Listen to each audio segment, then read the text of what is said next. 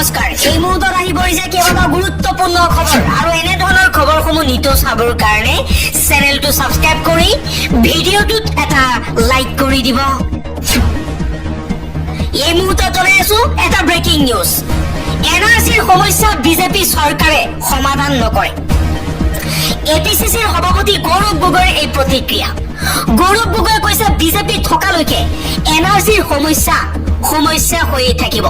কংগ্ৰেছ চৰকাৰ গঠন হোৱাৰ লগে লগে অসমত এনআৰচিৰ সমস্যা সমাধান হ'ব বুলি মন্তব্য কৰিছে গৌৰৱ গগৈয়ে। পৰৱৰ্তী খবৰ, আমেৰিকাৰ ৰাষ্ট্ৰপতি ডোনাল্ড ট্ৰাম্পৰ ধমকৰ পাছতেই পাকিস্তানৰ সৈতে যুদ্ধ বিৰতি কৰিছিল ভাৰতে। পুনৰ ভাৰতক লৈ এই মন্তব্য কৰিছে ডোনাল্ড ট্ৰাম্পে। ডোনাল্ড ট্ৰাম্পৰ ধমকত নৰেন্দ্ৰ মোদীয়ে বন্ধ কৰিছিল পাকিস্তানৰ লগত যুদ্ধ শেষ কৰিবলৈ ডোনাল্ড ট্ৰাম্পে দিছিল 24 ঘণ্টাৰ সময়। ডোনাল্ড ট্ৰাম্পৰ ধমকত 5 ঘণ্টাৰ পাছতেই যুদ্ধ বন্ধ কৰিছিল ভাৰতে। নৰেন্দ্ৰ মোদীক ভয়ংকৰ মানুহ আখ্যা দি এই মন্তব্য কৰিছে ডোনাল্ড ট্ৰাম্পে। আন এটা খবৰ, বিজেপিৰ মানুহ নহলে নাপায় অৰুণোদয় আঁচনি। অৰুণোদয় আঁচনিৰ হিতাধিকাৰী বাছনিত ব্যাপক অনিয়মৰ অভিযোগ। যোৰহাটৰ নতুন তিয়ক সমষ্টিৰ গাঁও পঞ্চায়তত এই অভিযোগ উত্থাপন কৰিছে শ শ মহিলাই। অৰুণোদয় আঁচনিৰ পৰা বঞ্চিত মহিলাসকলে প্ৰতিবাদত নামি পৰিছে। মুখ্যমন্ত্ৰী হিমন্ত বিশ্ব শৰ্মাই সকলোকে, কোনো দল কোনো জাতি নাচাই সকলোৱে যোগ্য হিতাধিকাৰীসকলে অৰুণোদয় আঁচনি পোৱাৰ কথা উল্লেখ কৰিছিল। কিন্তু বৰ্তমান সময়ত বাছি বাছি বিজেপি কৰা সকলকহে অৰুণোদয় আঁচনি দিয়া হৈছে। যোৰহাটৰ নতুন দিয়ক সমষ্টিত এই প্ৰতিবাদ উত্থাপন কৰিছে শ শ মহিলাই। পৰৱৰ্তী খবৰ, গুজৰাট মডেলক লৈ সৰব ৰাহুল গান্ধী। ৰাহুল গান্ধীয়ে কৈছে গুজৰাট কোনো অৰ্থনৈতিক মডেল নহয়, ই ভোট চুৰিৰ মডেলহে।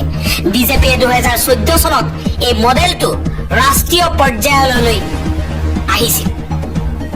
বিজেপিয়ে প্ৰথমে মধ্যপ্ৰদেশৰ নিৰ্বাচন চুৰি কৰিছিল, তাৰ পিছত মহাৰাষ্ট্ৰ আৰু হাৰিয়ানাৰ নিৰ্বাচন।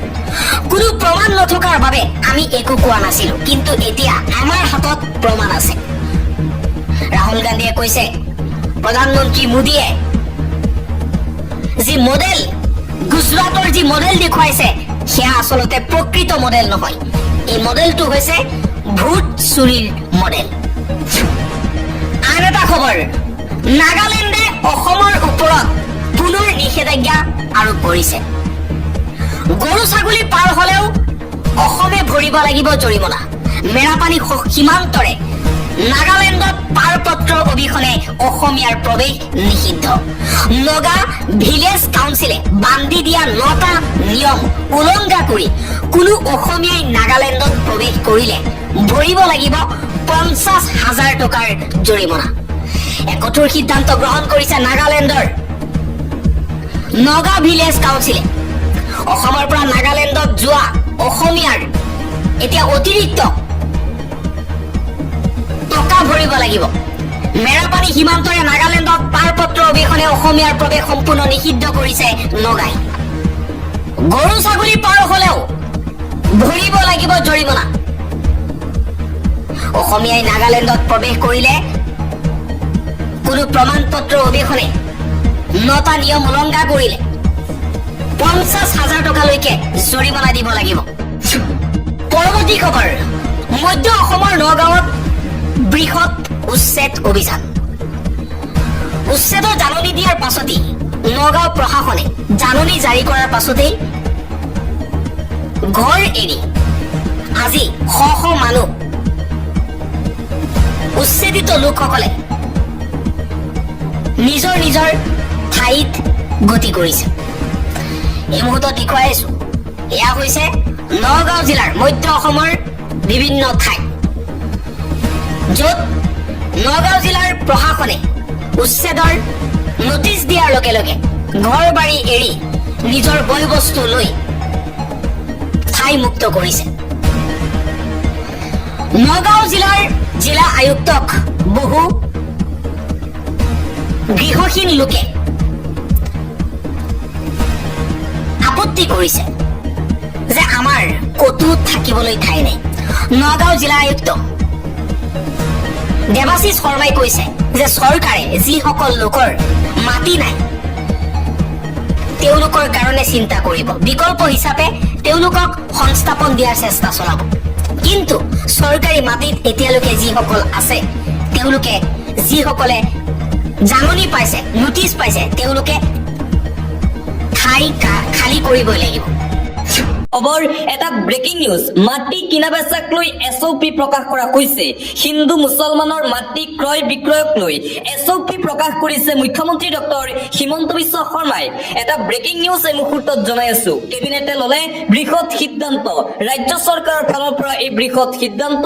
মন গলেই হিন্দুৰ মাটি কিনিব নোৱাৰিব মুছলমান লোকে। মুছলমানক মাটি বিক্ৰী কৰাৰ পূৰ্বে জনাব লাগিব আয়ুক্তক। 4টা দিশ চালি জাৰি চাব আৰক্ষীয়ে। সকলো দিশ চালি জাৰি চাইহে মাটি ক্ৰয় বিক্ৰয় কৰিব পাৰিব। প্ৰথমে আয়ুক্তক জনাব লাগিব আবেদন আৰু তাৰ পিছত আয়ুক্তই ৰেভিনিউ বিভাগলৈ পঠাব সেই আবেদন। ৰেভিনিউ বিভাগে অসম আৰক্ষীলৈ প্ৰেৰণ কৰিব ভূমি নিৰীক্ষণৰ বাবে। মাটি কিনাৰ ধনৰ উৎস নিৰীক্ষণ কৰিব আৰক্ষীয়ে।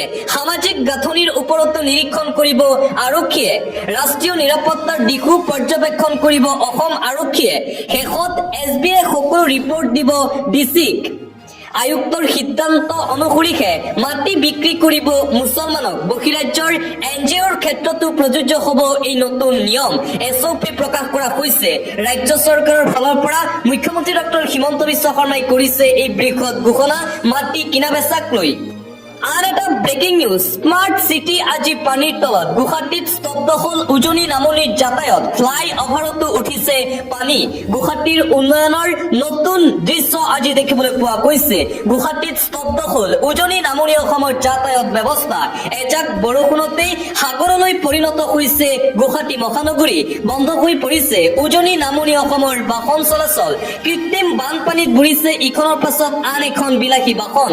মুষলধাৰ বৰষুণত হাহাকাৰ পৰিস্থিতিৰ সৃষ্টি হৈছে গুৱাহাটীৰ জনতাৰ মাজত। গুৱাহাটীত মুঠতে স্তব্ধ হৈ পৰিছে সাধাৰণ জনজীৱন। স্মাৰ্ট চিটিৰ গুৱাহাটী মহানগৰীৰ বিপৰীত দৃশ্য দেখিবলৈ পোৱা গৈছে। গুৱাহাটী মহানগৰ সম্পূৰ্ণ পানীৰ তলত আৰু আন এক ঘটনাও সংঘটিত হৈছে। ভয়ংকৰ বৰষুণৰ মাজতেই গুৱাহাটীত অঘটন। উৰণ সেতুৰ পৰা শ্ৰমিক পৰি মৃত্যু হৈছে। 4জনকৈ শ্ৰমিক আহত হৈছে বুলিও জানিব পৰা গৈছে। আৰু চৰকাৰে যি উন্নয়নৰ শ্লোগান কৈ থাকে তাৰ বিপৰীত দৃশ্য দেখিবলৈ পোৱা গৈছে গুৱাহাটী মহানগৰীত। এজাক বৰষুণতেই সাগৰ সদৃশ পৰিৱেশৰ সৃষ্টি হৈছে গুৱাহাটীত। মুঠতে এজাক বৰষুণ হলেই গুৱাহাটী মহানগৰবাসীৰ সাধাৰণ জীৱন যাপন যেন স্তব্ধ হৈ পৰে।